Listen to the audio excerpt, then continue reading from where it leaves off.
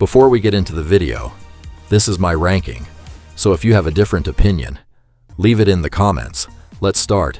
Vibe Shifter is the worst weapon in the game by far, with useless abilities, and every weapon having some sort of healing ability. Vibe Shifter's healing is completely useless, since you will also need to stop shooting. It's also very slow, so for that it's going in F tier. Next up we have Speed Shot. Speed Shot is not your go-to weapon for grinding or riffs. It's just there as the starter weapon that is easy to understand and play. But with its ability to deal ranged and splash damage, it's getting D tier. Next up is Wolf Stick. Wolf Stick lacks damage and healing abilities, only relying on the wolf to tank all the damage, and also deal damage to mobs. It's not a good weapon in general, and lacks a lot of things. So for that it's going in D tier. Next up we have Medicine Ball. With Medicine Ball being one of the few healer weapons, it's not as bad as Vibe Shifter. With it dealing damage and healing at the same time, without having to switch attacks, makes it a lot better. But it would have ranked higher if you didn't have to charge all the abilities individually. So for that it's going in C tier. Next up we have Fancy Wrench. When Fancy Wrench was first announced, I thought it would be the best weapon dealing insane damage, and almost recommending it on my best weapon video. But after playing it for a while, it honestly lacks everything. It lacks damage, healing and health, and doesn't have an ability that you can rely on. So for that it's going in C tier. Next up is the Headbanger. Now Headbanger is in a little bit of a weird situation, with it being bad in general, but sometimes having a ton of value. As the second weapon you unlock in the game, Headbanger is pretty good. But as you progress and unlock more weapons, it becomes your last splash option, with it competing against Bloodsucker or Zapsicle. So for that it's going in C tier. Next up we have Stormweaver. Stormweaver is not a bad weapon. It just lacks dealing damage and healing at the same time, with it introducing the new mechanic of charging your every ability before using it.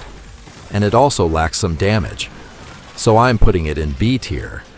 Next up is Lava Shield. With Lava Shield being a tank weapon, it does do its job well, but sometimes lack healing, with it not being able to charge it in time and resulting to you dying. But on the other hand, it's got the taunt ability being able to pull all the enemies towards it, making your team or you save a lot of time. So for that it's going in B tier. Next up is Hornbow. Hornbow is a pretty good weapon, closing the gap on long and short range, and having pretty aggressive abilities and an okay healing, since you need to be in a long range to get the maximum. I am putting Hornbow in B tier. Next up is Venom Bow. Venom Bow is not a very good weapon, with having trouble to deal with single target fights, but with Swarm is where it shines.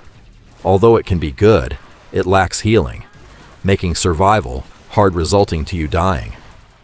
Venom Bow is getting B tier. Now starting with the good weapons we have Singularity. Singularity is a sleeper. Many players think Singularity is bad just because they don't know how to use it. Singularity is one of the best all-rounders in the game, dealing consistent damage and healing, also having great mobility, so I'm giving Singularity A tier. Next up is Technofist. Technofists used to be your go-to weapon for everything in the first season, but since new weapons came out, it fell off.